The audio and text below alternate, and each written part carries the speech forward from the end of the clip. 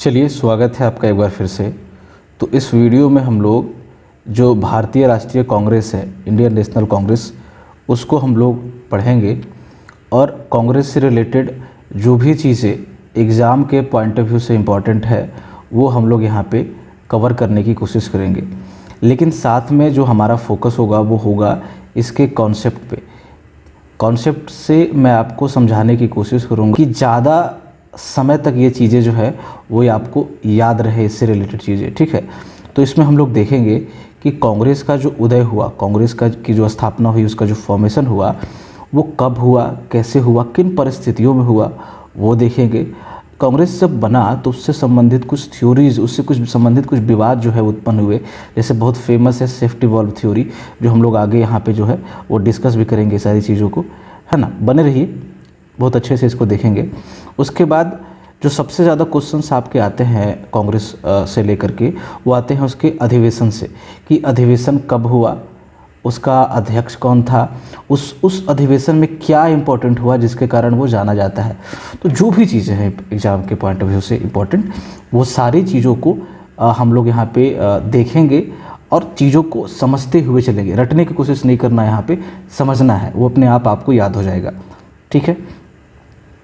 चलिए, तो सबसे पहले देखते हैं कि कांग्रेस का उदय यानी कांग्रेस का जो फॉर्मेशन है वो कब हुआ, क्यों हुआ। तो देखो क्या हुआ है, बैकग्राउंड में थोड़ा सा मैं बताऊं आपको। तो 1870 के आसपास जो है वो भारत में कुछ राजनीतिक संगठन जो है वो बनने लगे थे। जैसे सुरेंद्र नाथ बनर्जी ने एक संगठन बनाया, और ऐसे दो तीन जो है संगठन उस समय जो है वो बने 1870 से लेकर के 80 के बीच में।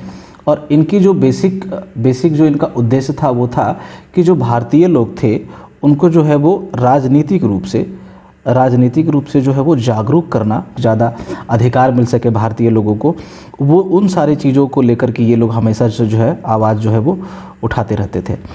तो लेकिन एक दो ऑर्गेनाइजेशन थी, बट कोई अखिल भारतीय स्तर पे जो कोई जो है वो संगठन या फिर ऑर्गेनाइजेशन था नहीं। तो इसको फॉर्म करने के लिए एक रिटायर्ड सिविल सर्वेंट थे, सिविल सेवक थे एक, जिनका नाम था ए.ओ. ह्यूम। आप इनकी फ़ोटो देख सकते हैं, एलन ऑक्टेवियन ह्यूम जो है इनका नाम हुआ। ये इन्होंने क्या किया कि कुछ भारतीय बुद्धिजीवियों को जो है, उस समय के जो पढ़े लिखे कुछ भारतीय थे उनको इकट्ठा किया।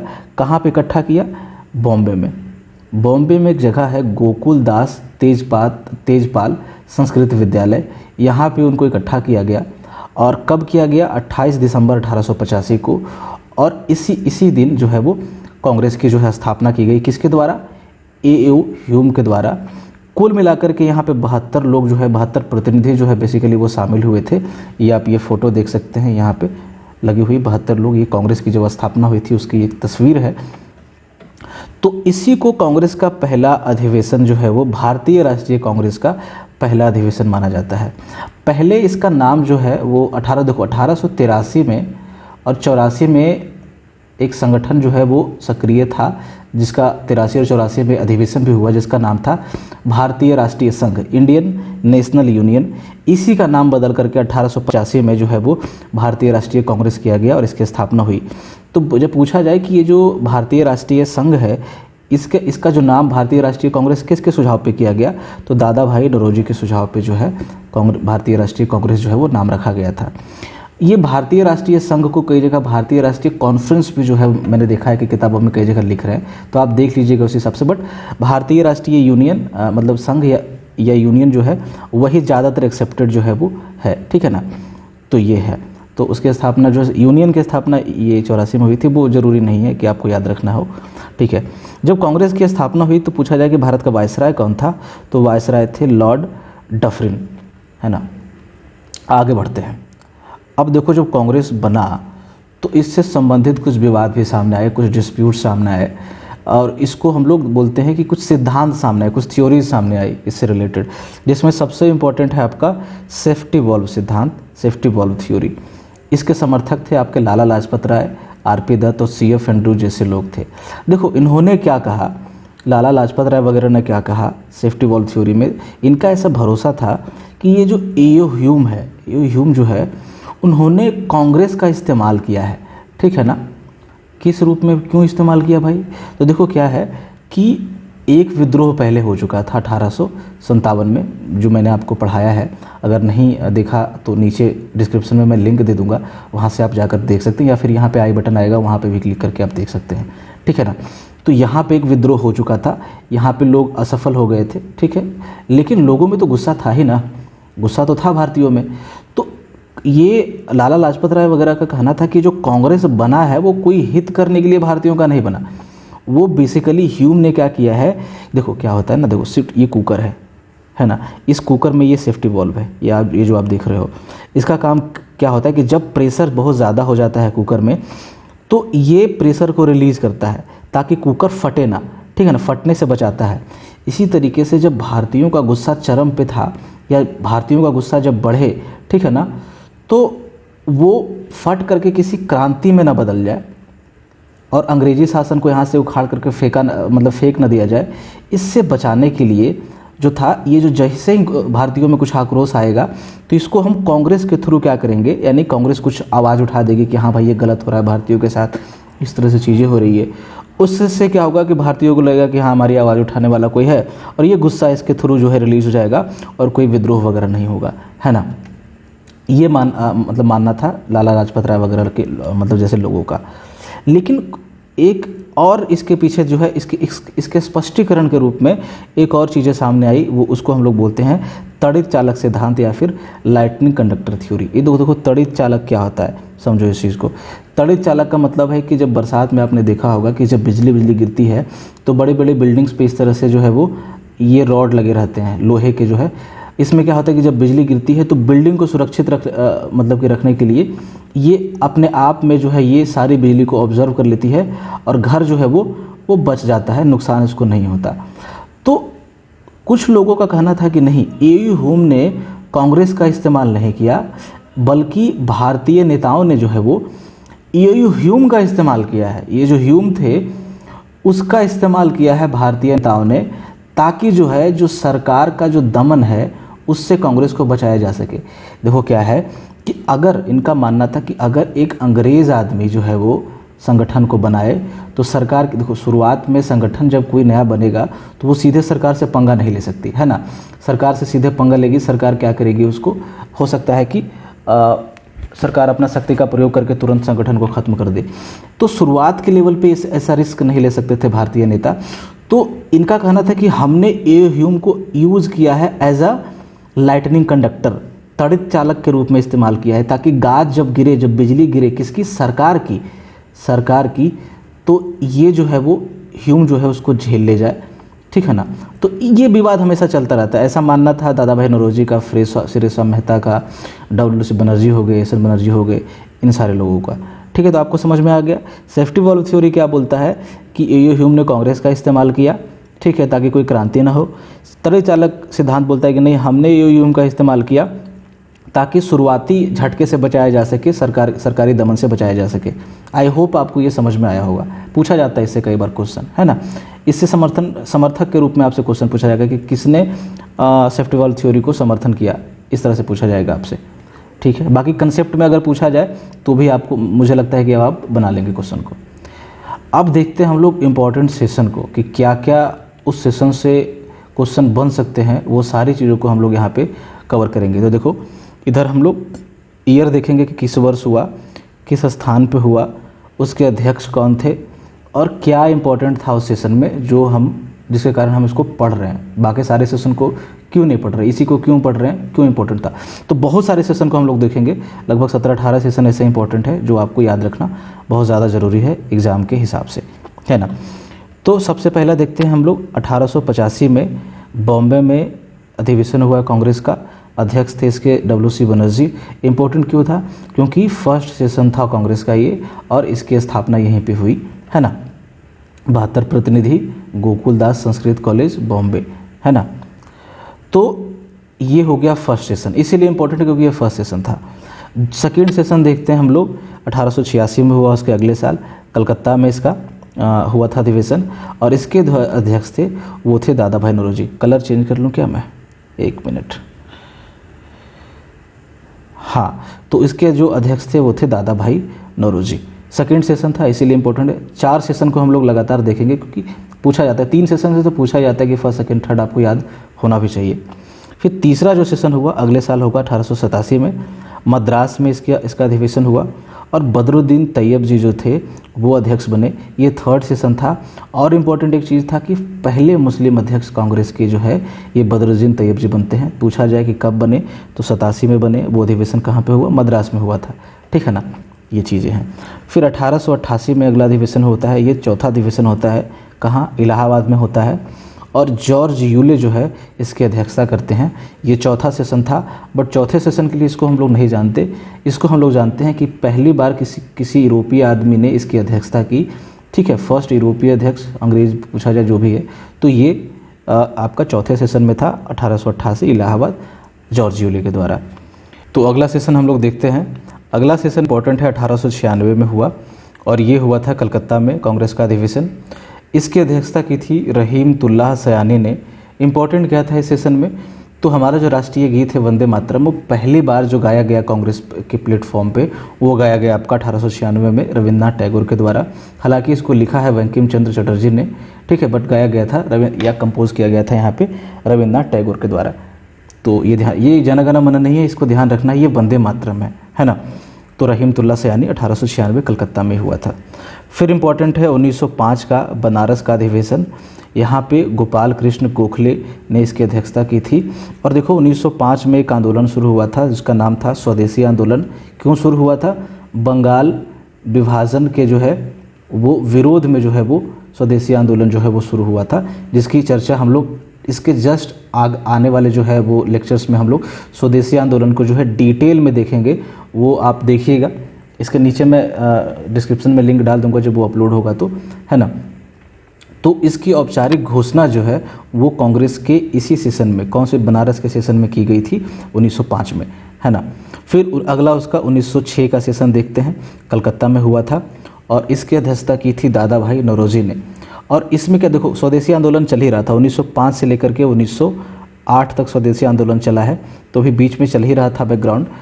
और यहाँ पे 4 प्रस्ताव जो थे वो कांग्रेस के द्वारा स्वीकार किए गए थे, ठीक है। स्वराज का सबसे इम्पोर्टेंट कि स्वराज का जो प्रस्ताव है कांग्रेस के द्वारा कब वो स्वीकार किया गया, तो वो 1906 में कलकत्ता अधिवेशन में किया गया था।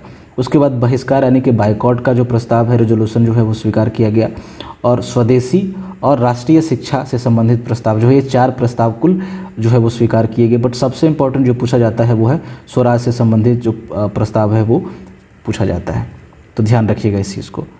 अगला जो इम्पोर्टेंट अधिवेशन है वो है 1907 का सूरत अधिवेशन और इसकी अध्यक्षता की थी रास बिहारी घोष ने। सॉरी, ये बोस हो गया है, इसको आपको घोष कर देना है, रास बिहारी घोष, रास बिहारी बोस। तो जिन्होंने लॉर्ड हार्डिंग वगैरह पे बम फेंका था, एक क्रांतिकारी मतलब कि नेता थे भारत के, वो थे रास बिहारी घोष है यहाँ पे, ठीक है। इसको ध्यान रखना है आपको, काफ़ी कंफ्यूज होते हैं लोग यहाँ पे। तो क्या हुआ था इंपॉर्टेंट इसमें हो गया था, देखो बवाल क्या यहाँ पे, मतलब जो जिसकी मर्यादा मतलब एक तरह से लांघ दी गई यहाँ पे, जो कांग्रेस की जूता चप्पल तक चला था यहाँ पे। हुआ देखो क्या था कि देखो मैंने आपको बताया कि 1905 में आंदोलन शुरू हुआ था, क्या? स्वदेशी आंदोलन, ठीक है ना। तो स्वदेशी आंदोलन को मतलब कि उसका आंदोलन का स्वरूप कैसा हो, किस तरह से उसको रन किया जाए, इसको लेकर के कांग्रेस में शुरुआत से विवाद था। किसके बीच में? 1905 से ही विवाद चलता आ रहा था। ये था आपका गरम दल वाले नेताओं में, गरम और नरम दल आप जैसे सुनते होंगे, ठीक है। अंग्रेजी में इसको बोलते हैं एक्सट्रीमिस्ट और मॉडरेट्स में, ठीक है। एक्सट्रीमिस्ट बोलते हैं हम लोग गरम दल वाले को, जिसमें हम लोग लाल बाल पाल देखते हैं, लाला लाजपत राय, बाल गंगाधर तिलक, बिपिन चंद्र पाल, इनको। और नरम दल में होंगे आपके जो सुरेंद्र नाथ बनर्जी हो गए थे, दादा भाई नौरोजी, ऐसे नेता थे उसमें, ठीक है। तो 2 चीज़ें, एक तो आंदोलन की रूपरेखा कैसा मतलब कि किस तरह से आंदोलन को संचालित किया जाए, ठीक है, उसमें कपड़ों का बहिष्कार हो या ना हो, इस तरह की चीज़ों को लेकर के जो है कांग्रेस में शुरुआत से विवाद था 1905 से। वो यहाँ पे जाकर के कलह में बदल गया, ठीक है ना। और एक और विवाद था 1905 से ही, एक और विवाद ये था कि ये जो अध्यक्षता था वो कौन करेगा, तो 1905 से ये लोग प्रयास कर रहे थे, जो गरम दल वाले थे, लाल बल पाल की जो तिकड़ी थी, वो चाह रहे थे कि उनमें से कोई एक आदमी जो है वो अध्यक्ष बने, लेकिन वो बन नहीं पा रहे थे। ये कुछ ना कुछ पंगा आ ही जा रहा था। देखो 1905 में उन्होंने कोशिश की, तो जो नरम दल वाले थे उन्होंने एक चाल खेली, उन्होंने गोपाल कृष्ण गोखले को जो है वो उनका नाम प्रस्तावित किया। तो ये काफ़ी रिस्पेक्टेड आदमी थे, तो इनके खिलाफ कोई खड़ा ही नहीं हुआ, तो ये तो छोड़ दिया इन्होंने। फिर 1906 में भी यही हुआ, तो दादा भाई नौरोजी खड़े हो गए, तो भी इन्होंने छोड़ दिया। लेकिन 1907 में बात आ गई कि अब नहीं, अब तो हम बनेंगे ही बनेंगे। तो यहाँ पे राष्ट्र, फिर भी वहाँ पे लाल बाल पाल वगैरह में कोई नहीं बन पाते, ये बन जाते हैं रास बिहारी घोष, और यहाँ पे जो है जूता चप्पल तक चल जाता है। और कांग्रेस में बेसिकली क्या होता है, अल्टीमेटली मतलब फूट हो जाता है, मतलब लोग अलग हो जाते हैं। गरम दल और नरम दल में जो है एक्सट्रीमिस्ट और मॉडरेट में जो है विभाजन हो जाता है। और इसके बाद ही आप देखेंगे कि 1907 के बाद जो है वो बाल गंगाधर तिलक को गिरफ्तार कर लिया जाता है, उनको जेल भेज दिया जाता है, वर्मा में जो भी है, और उसके बाद वो बाद में आते हैं। उसके बाद ये एक तरह से कांग्रेस इधर उधर हो जाता है। स्वदेशी आंदोलन जब हम लोग पढ़ेंगे ना, तो इसके जस्ट आने वाले लेक्चर्स में, इसके बाद जो आएगा, तो उसमें हम लोग इसको और डिटेल से देखेंगे, है ना। तो ये समझिए कि 1907 में सूरत में अधिवेशन हुआ, रास बिहारी घोष इसके अध्यक्ष थे, और यहाँ पे कांग्रेस में फूट हो गया, जिसको हम लोग सूरत फूट या फिर सूरत स्प्लिट के नाम से जानते हैं अंग्रेजी में। 1911 में अगला अधिवेशन हुआ, कहाँ हुआ था, कलकत्ता में अधिवेशन हुआ था, और बी एन धर जो है इसके अध्यक्ष थे। और इस कांग्रेस के सेशन में जो है वो जन गण मन जो है वो पहली बार जो है वो गाया गया, है ना, ध्यान रखना है। वंदे मातरम का था 1896 में, और ये है 1911 में। 1915 में जो है अगला अधिवेशन होता है इम्पोर्टेंट, जो बॉम्बे में होता है, और इसकी अध्यक्षता करते हैं एसपी सिन्हा। मैं बार बार देखो आपको बोल रहा हूँ कि कहीं भी कुछ गलत आपको लगे, आप प्लीज़ कमेंट में लिखिएगा, मैं वेरीफाई करता रहूँगा। हालांकि मैंने इसको डबल क्रॉस चेक कर लिया है कई बार, कि ताकि त्रुटि ना हो। मुझे लगता है कि इसमें त्रुटि नहीं होगी, बट कहीं पे होगी तो आप प्लीज़ लिखिएगा, सबको फ़ायदा करेगा ये, है ना। तो 15 में बॉम्बे में हुआ, एसपी सिन्हा इसकी अध्यक्षता उन्होंने की। और इसमें क्या हुआ कि जो गरम दल का धड़ा था, जो उस समय अलग हुआ, कब, 1907 में जो सूरत फूट हुआ, वहाँ पे जो ये अलग हुआ था, उसको वापस कांग्रेस में लाने के लिए देखो क्या हुआ ना, कि 1915 में जो तिलक को जेल होता है, तो 1915 में ये रिहा होकर के आ जाते हैं, और वापस से कोशिश करते हैं कि इनको कांग्रेस में शामिल किया जाए। लेकिन यहाँ पे तो ये मतलब फूट पड़े, मतलब कि अलग हो गए थे सब लोग, बट यहाँ पे ट्राई करते हैं कि वो कांग्रेस में आ जाए। तो इनको वापस लाने के लिए कांग्रेस के संविधान में थोड़ा बहुत बदलाव किया था 1915 में, बट एंट्री इनकी नहीं होती है, तिलक यहाँ पे शामिल नहीं हो पाते हैं, ठीक है ना। बट 1916 में फाइनली तिलक को जो है शामिल कर लिया जाएगा। तो 1916 का अधिवेशन बहुत इंपॉर्टेंट है, कई चीज़ों से देखेंगे अभी। तो लखनऊ में अधिवेशन हुआ था 1916 का, AC मजूमदार ने इसकी अध्यक्षता की थी। और इम्पॉर्टेंट ये था कि एक तो तिलक को शामिल कर लिया गया, यानी कि वापस से गरम दल जो है कांग्रेस में आ गया, और गरम दल और नरम दल के बीच समझौता हो गया। और दूसरा जो सबसे इंपॉर्टेंट यहाँ से क्वेश्चन बनते हैं, वो बनता है लखनऊ समझौता को लेकर के।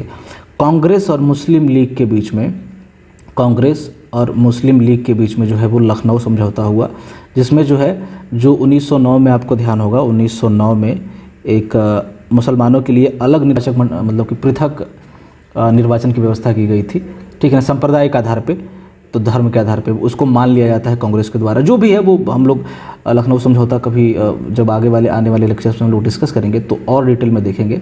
बट फिलहाल आपको इतना जानना है कि कांग्रेस और मुस्लिम लीग के बीच समझौता हुआ था, और गरम दल और नरम दल जो है एक साथ आ गए थे 1916 के लखनऊ सेशन में। आगे बढ़ते हैं, है ना, यहाँ से आपके क्वेश्चन आ जाएंगे, ज़्यादा इससे नहीं पूछा जाता है। 1917 में फिर अगला अधिवेशन हुआ, कलकत्ता में हुआ, और इसकी अध्यक्षता की थी उन्होंने, एनी बेसेंट ने की थी। इम्पोर्टेंट क्यों है, क्योंकि पहली बार जो है किसी महिला ने कांग्रेस की अध्यक्षता की थी, तो ये हो गई प्रथम महिला अध्यक्ष। दो चीज़ें हैं, एक तो प्रथम महिला अध्यक्ष और एक प्रथम भारतीय महिला अध्यक्ष, वो आगे भी आएगा 1924-25 के आसपास हम लोग जो देखेंगे तो उसमें, ठीक है ना।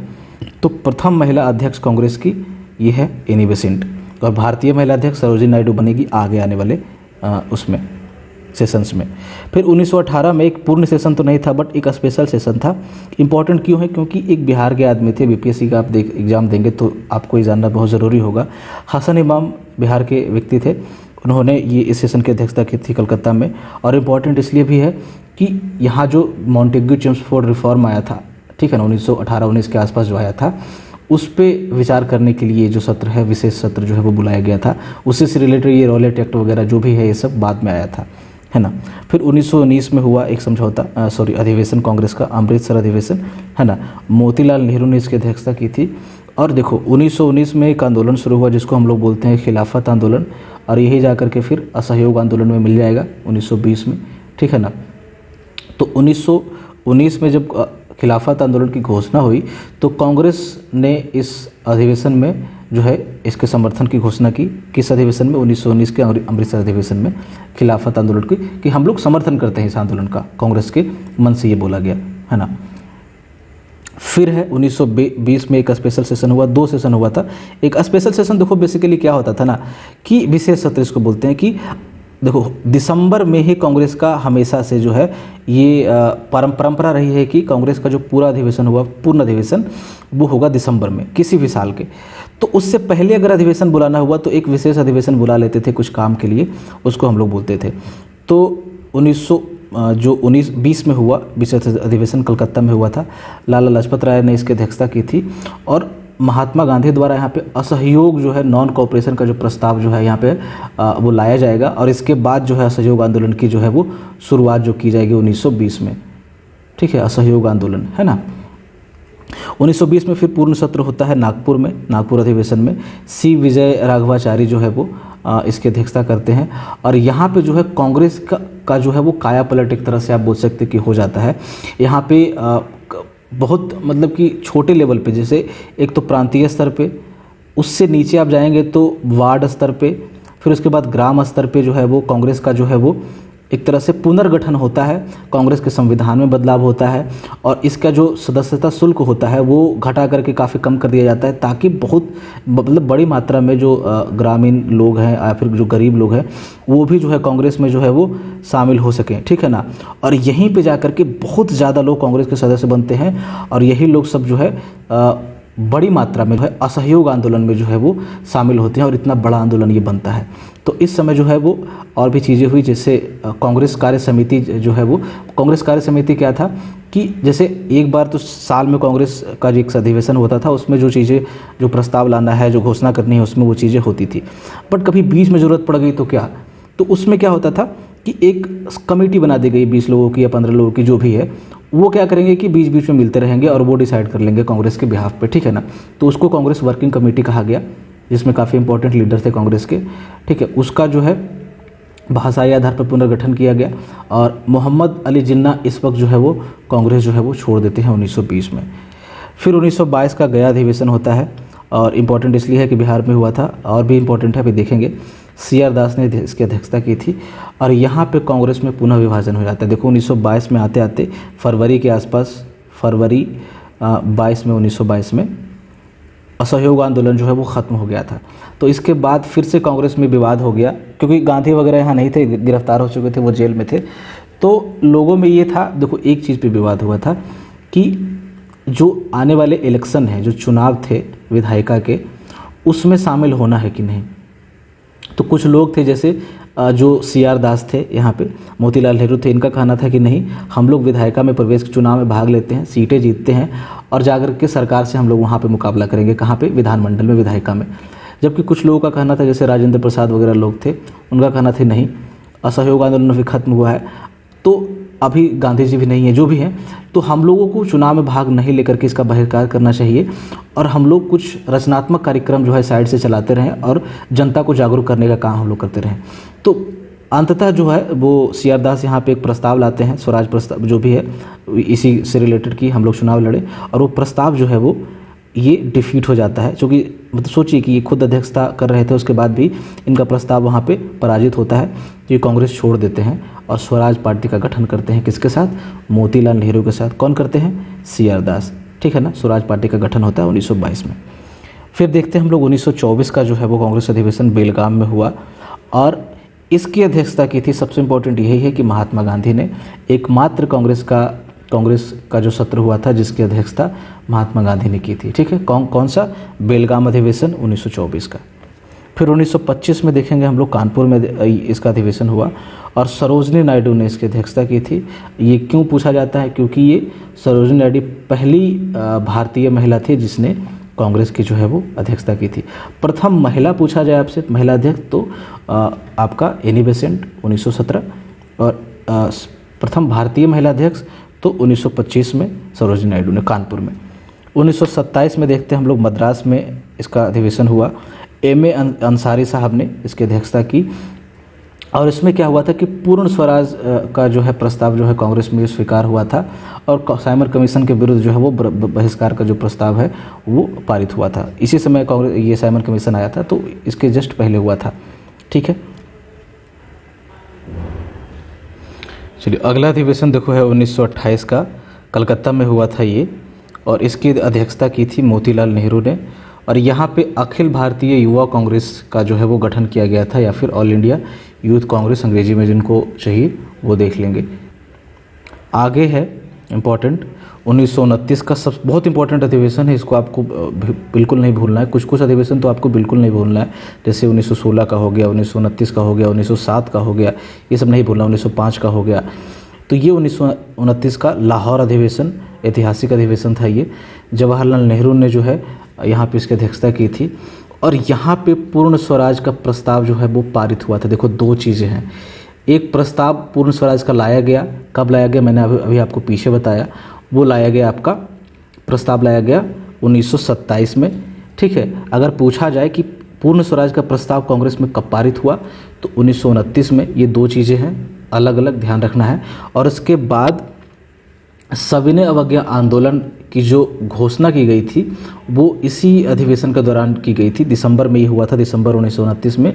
उसके बाद 1930 में ये 26 जनवरी 1930 में जो है वो स्वतंत्रता दिवस जो है वो मनाया गया पूरे देश में। और इसी के बाद जो है हर 26 जनवरी को जो है हर साल स्वतंत्रता दिवस मनाए जाने की शुरुआत हुई कांग्रेस में। इसीलिए हमारा जो गणतंत्र दिवस जो घोषित हुआ 26 जनवरी को हुआ, इसी को लेकर के, ठीक है ना, 26 जनवरी इसीलिए ऐतिहासिक डेट है ये, ध्यान रखिएगा इस चीज़ को। संविधान इसी दिन इसलिए लागू हुआ था। तो पूर्ण स्वराज का प्रस्ताव पारित हुआ, सविनय अवज्ञा आंदोलन की जो घोषणा की गई थी वो भी लाहौर अधिवेशन में की गई थी। उसके बाद 1930 में जो है सविनय अवज्ञा आंदोलन शुरू हुआ था अप्रैल में। फिर 1931 का कराची अधिवेशन हुआ, वल्लभ भाई पटेल ने इसकी अध्यक्षता की थी। और यहाँ पे दो प्रस्ताव बहुत इंपॉर्टेंट पेश किए गए थे, एक तो फंडामेंटल राइट यानी कि मूल अधिकारों से संबंधित प्रस्ताव, और एक था राष्ट्रीय आर्थिक कार्यक्रम यानी कि नेशनल इकोनॉमिक प्रोग्राम पर जो है प्रस्ताव पेश किया गया था। तो मूल अधिकार और राष्ट्रीय आर्थिक कार्यक्रम। उसके बाद जो था गांधी इरविन प्रस्ताव का अनुमोदन यहाँ पे किया गया। देखो 1930 में जब सविनय अवज्ञा आंदोलन की शुरुआत हुई, एक और चीज़ हुई थी, गोलमेज सम्मेलन जो पहला हुआ था वो भी हुआ था। तो इसमें कांग्रेस जो है वो भाग नहीं लेती है। तो देखो कांग्रेस ही भाग नहीं लेगी तो एक तरह से समझो कि आंदोलन कह रहा हूँ, ये गोलमेज सम्मेलन का कोई मतलब नहीं था। तो इसको मनाने के लिए, कांग्रेस को मनाने के लिए, ताकि वो कांग्रेस अगले गोलमेज सम्मेलन में भाग ले, 1931 में होने वाला था दिसंबर में, ये वहाँ पे भाग ले, तो इसके लिए होता है गांधी इरविन समझौता होता है एक, ठीक है। तो वहाँ पे कांग्रेस इसको सहमति दे देती है, इस प्रस्ताव का अनुमोदन कर देती है। और उसके बाद लंदन में जो दूसरा सम्मेलन आयोजित होने वाला होता है, जो राउंड टेबल कॉन्फ्रेंस बोलते हैं, गोलमेज सम्मेलन हिंदी में, तो उसमें कांग्रेस जो है वो महात्मा गांधी को अपना प्रतिनिधि जो है मनोनीत करती है कि हाँ कांग्रेस की तरफ से ये जा करके गोलमेज सम्मेलन में भाग लेंगे। लंदन में होना था इसमें, ठीक है। तो मूल अधिकार, राष्ट्रीय आर्थिक कार्यक्रम, गांधी इरविन प्रस्ताव, महात्मा गांधी लंदन गए गोलमेज सम्मेलन के लिए। 1931 में कराची अधिवेशन, वल्लभ भाई पटेल, है ना। 1934 में हुआ बॉम्बे अधिवेशन, राजेंद्र प्रसाद ने इसकी अध्यक्षता की। और यहाँ पे कांग्रेस के संविधान में थोड़ा बहुत संशोधन किया गया था, इसलिए इम्पोर्टेंट है, ज़्यादा इम्पोर्टेंट नहीं है। 1936 में लखनऊ में हुआ लखनऊ अधिवेशन, जवाहरलाल नेहरू ने इसकी अध्यक्षता की थी। और यहाँ पे पहली बार स्पष्ट रूप से देखा गया कि समाजवादी विचारधारा को जो है प्रोत्साहन दिया गया। देखो 1929 के बाद से ही जो है वो जब से ये सुभाष चंद्र बोस और जवाहरलाल नेहरू जैसे लीडर जो है उभरने शुरू हुए कांग्रेस में, युवा लोग खास करके, सुभाष चंद्र बोस हो गए, वहाँ से कांग्रेस का झुकाव थोड़ा समाजवादी विचारधारा की तरफ हुआ। बट ये जाकर के आप देखो 36 के आसपास एक तरह से प्रोत्साहन दिया जाता है वहाँ पे, बहुत ज़्यादा इंपॉर्टेंट नहीं भी याद रखेंगे तो चलेगा। 1937 में ये याद रखना है आपको, फैजपुर में हुआ, जवाहरलाल नेहरू ने इसकी अध्यक्षता की। और ये गांव में आयोजित होने वाला पहला कांग्रेस का सम्मेलन था, इसलिए इसको याद रखना है। 1938 में जो है वो हरिपुरा में सम्मेलन हुआ था, सुभाष चंद्र बोस ने इसकी अध्यक्षता की थी। और यहाँ पे एक राष्ट्रीय योजना समिति यानी कि नेशनल प्लानिंग कमेटी का जो है वो गठन किया गया। किसकी अध्यक्षता में? जवाहरलाल नेहरू की अध्यक्षता में इस समिति का गठन किया गया था। ठीक है, वो देखना पड़ेगा आपको, याद रखिएगा इस चीज़ को। राष्ट्रीय योजना समिति 1938 में और राष्ट्रीय आर्थिक कार्यक्रम यहाँ पे मैंने बताया था आपको 1931 में। फिर 1939 का सेशन बहुत इंपॉर्टेंट है, ध्यान रखना है आपको, और ये त्रिपुरी में हुआ था। राजेंद्र प्रसाद इसके अध्यक्षता की थी। हालांकि राजेंद्र प्रसाद शुरुआत में नहीं चुने गए थे। देखो हुआ क्या था ना, त्रिपुरी में यहाँ पे बवाल हो गया था। त्रिपुरी में सुभाष चंद्र बोस जो है वो अध्यक्ष जो है वो निर्वाचित हुए। बट क्या हुआ था कि देखो 2 लोग कैंडिडेट के रूप में खड़े हुए। एक तो सुभाष चंद्र बोस अध्यक्ष पद के लिए खड़े हुए और दूसरा खड़े हुए थे सीतारामैया जो है, पट्टाभी सीतारामैया। ठीक है ना, पट्टाभी सीतारामैया को जो है महात्मा गांधी ने जो है वो खड़ा किया था। मतलब उनका समर्थन था कि उनका कैंडिडेट है वो खड़ा होंगे हमारी तरफ से। और यहाँ पे क्या होते हैं कि पट्टाभी सीतारामैया जो होते हैं वो हार जाते हैं, गांधी के जो कैंडिडेट होते हैं। और गांधी जी इसको जा कर के अपने पर्सनल इसको मतलब कि दिल पे ले लेते हैं इस चीज़ को और वो बवाल मचा देते हैं यहाँ पे। ठीक है, वो बुरा मान जाते हैं, बेसिकली बुरा मानते हैं। तो भाई गांधी जैसे बड़े नेता अगर बुरा मान जाएंगे कांग्रेस में तो समझ रहे हैं ना आप क्या होगा। तो यहाँ पे इसको त्रिपुरी संकट के रूप में कहा जाता है कि इसको त्रिपुरी संकट बोलते हैं। ठीक है, तो यहाँ पे त्रिपुरी संकट उत्पन्न हुआ। तो अल्टीमेटली क्या करते हैं, सुभाष चंद्र बोस अध्यक्ष जो पद होता है जिसपे वो ऑलरेडी चुने जा चुके थे उससे इस्तीफा दे देते हैं। और इसके बाद जो नए अध्यक्ष बनते हैं वो है डॉक्टर राजेंद्र प्रसाद, जो फाइनली जो है इसकी अध्यक्षता करते हैं। और राजेंद्र प्रसाद यहाँ पे ठीक है बनेंगे, है ना। उसके बाद जो है सुभाष चंद्र बोस अपना रास्ता उनका अलग हो जाता है फिर धीरे धीरे। फिर क्या है, अगला अधिवेशन देखते हैं हम लोग। 1940 में हुआ, रामगढ़ में अधिवेशन हुआ था और इसकी अध्यक्षता की थी अबुल कलाम आज़ाद ने। तो यहाँ पे व्यक्तिगत सत्याग्रह जो 1940 में जाकर के शुरू होगा आप देखिएगा, तो उसके बारे में यहाँ पे बात की गई थी इस अधिवेशन में। और ये इसके अलावा भी एक चीज़ के लिए और इम्पोर्टेंट है कि 1940 के बाद जो है वो 45 तक कोई अधिवेशन ही नहीं हुआ। ठीक है ना, 1940 से 1900 मतलब कि 40 में तो हुआ बट 40 के बाद 41 से 45 के बीच में कोई अधिवेशन कांग्रेस का नहीं हुआ। तो ये अबुल कलाम आज़ाद अध्यक्ष बने 1940 में, उसके बाद 45 तक यही रहेंगे क्योंकि हुआ ही नहीं। ठीक है ना, 45 तक अध्यक्ष यही रहेंगे। इसीलिए अगर पूछा जाए कि आज़ादी से पहले सबसे लंबे समय तक जो है कांग्रेस के अध्यक्ष कौन रहे थे तो वो अबुल कलाम आज़ाद हो जाएंगे क्योंकि ये लगभग 4-5 साल रह गए, है ना। तो ध्यान रखना इस चीज़ को। उसके बाद सीधा 1946 में होता है, 45 तक तो होगा नहीं क्योंकि यहाँ पे बहुत सारी चीज़ें चल रही थी, विश्व युद्ध वगैरह चल रहा था, दूसरा विश्व युद्ध और भी बहुत सारी चीज़ें थी। ठीक है, तो 1946 में अगला अधिवेशन होगा मेरठ में और इसके अध्यक्ष होंगे JB कृपलानी। और देखो 1946 में अध्यक्षता होगी, मतलब कांग्रेस का अधिवेशन होगा। तो उसके बाद कब होगा, 1947 में। और मैंने आपको बताया था कि दिसंबर में होता था कांग्रेस का अधिवेशन। तो भारत कब आज़ाद हो गया, अगस्त 1947 में। यानी कि जब अगस्त 1947 में भारत आज़ाद होगा तो कौन होंगे अध्यक्ष, JB कृपलानी। क्योंकि दिसंबर देखो जब यहाँ पे कोई सेशन हुआ, नया सेशन जब तक ना हो जाए, नया अध्यक्ष चुन न लिया जाए तब तक पिछला जो है वो आदमी अध्यक्षता करता, मतलब अध्यक्ष माना जाता था कांग्रेस का। ठीक है ना, तो इस समय आज़ादी के समय जो कांग्रेस का अध्यक्ष अगर पूछा जाए तो JB कृपलानी होंगे। और आज़ादी से पहले ये कांग्रेस का अंतिम सत्र था और भारत के बाद भारत को स्वतंत्रता यहाँ से प्राप्त हो जाती है। ठीक है, एक तरह से उद्देश्य जो है वो पूरा हो जाता है कांग्रेस को बनाने का। तो ये था जो है वो कांग्रेस से रिलेटेड जो भी इम्पोर्टेंट चीज़ें जो है वो हो सकती थी वो हमने यहाँ पे देखा। तो अगर आपको ये वीडियो अच्छा लगा तो इसको लाइक करें और जो भी हिंदी मीडियम के जो स्टूडेंट हैं जिनको इसकी ज़रूरत है आप प्लीज़ उन लोगों तक इस वीडियो को पहुँचाएँ क्योंकि बहुत ज़रूरी है कि सही लोगों तक सही कंटेंट पहुँच सके। और ऐसे वीडियो और देखना चाहते हैं तो इसको सब्सक्राइब करें। Okay, thank you, thanks for watching.